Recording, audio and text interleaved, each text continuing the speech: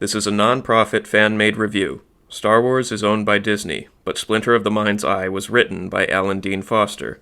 Since their purchase of Star Wars, Disney has failed to provide Mr. Foster with any royalties stemming from their continued sales of his work. If you wish to assist Mr. Foster and other authors Disney is failing to pay, please visit the site in the description to see what you can do to help. Splinter of the Mind's Eye. Chapter 4. Luke and Leia continue their mud wrestling, oblivious to the group of surly miners who have just emerged from the bar. The miners pull Leia up off of Luke and begin showing an uncomfortable interest in Leia. Hala backs away from the debacle and bumps into 3PO and R2. The drunken miners make to apprehend Leia under minor law for fighting in public, but Luke stops them. Their leader, Jake, then extends his hidden weapons, folding two-pronged stilettos from each wrist and foot. Very Wolverine-esque. Luke manages to dodge several of Jake's attacks, but is then grabbed from behind by one of Jake's men. Luke manages to hit the activation stud on his father's lightsaber and stab the igniting blue blade through the thigh of the man grasping him. The rest of the group produce their own weapons and attempt to surround Luke, but Leia jumps on the back of one of them and starts clawing at his face. One jabs at Luke with a cattle prod-like thing and ends up losing a hand. Hala, who sees stormtroopers approaching, fades away into the shadows and gestures for 3PO and R2 to follow. Realizing they cannot help their masters by getting captured with them, the two droids leave with Hala. Utilizing pressure points, Leia dispatches her opponent and rejoins Luke against the two who remain, just in time for a flashbang grenade to go off among them. The stormtroopers then take all of them into custody and confiscate their weapons. They are escorted to the center of town, where the local Imperial garrison has set up shop in a ruined ziggurat.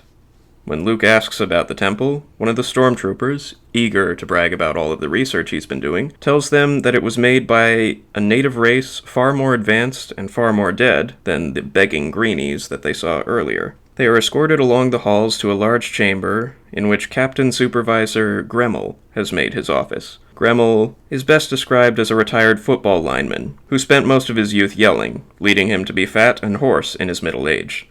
Despite his dumpy looks, the miners appear completely terrified of him and keep their gazes averted. Gremmel gives the stormtrooper sergeant permission to take the two wounded miners to the infirmary and ominously states that those two have gotten off easy. As Gremmel continues to interrogate the group, Luke does his best to maintain their cover, but Leia cannot help throwing an insult towards Gremmel. When the sergeant tells Gremmel that he did not check her for identification, Gremmel states that the galaxy is full of dead people who make such errors. Gremmel is soon called aside to talk to a witness, who somehow convinces him that it was the miners who instigated the fight. Gremmel returns and sentences the miners to half pay for the next period.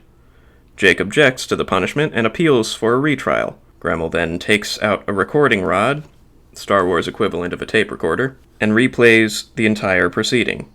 He then stabs the rod into Jake's eye, pulverizing it. Gremmel then orders the sergeant to take them away and put them in the holding cells unless any others wish for an appeal. While saying this, he taps the bloody recording rod in his hand, menacingly. Luke insists that they must have lost their identification in the fight. Gremmel states that he does not believe them, and Leia finds an eloquent way of calling Gremmel stupid. Gremmel remains calm, but boots Leia in the thigh, sending her to the ground in pain. Gremmel kicks Leia a few more times before Luke steps in and claims that he and Leia are actually escaped criminals from Circoporis. Luke crafts an entire backstory for him and Leia, but Gremmel is not entirely convinced. Luke does his best to look desperate as he begs Gremmel to please not send him back to Circoporis 4, in truth, Luke and Leia's original destination. However, the one small thing that Gremmel points out that makes their story suspect is the small glowing crystal that was reported to be seen in their possession. This concludes my review of this chapter. I plan on releasing a chapter review every other week. Please like and subscribe and feel free to listen to all of my other videos.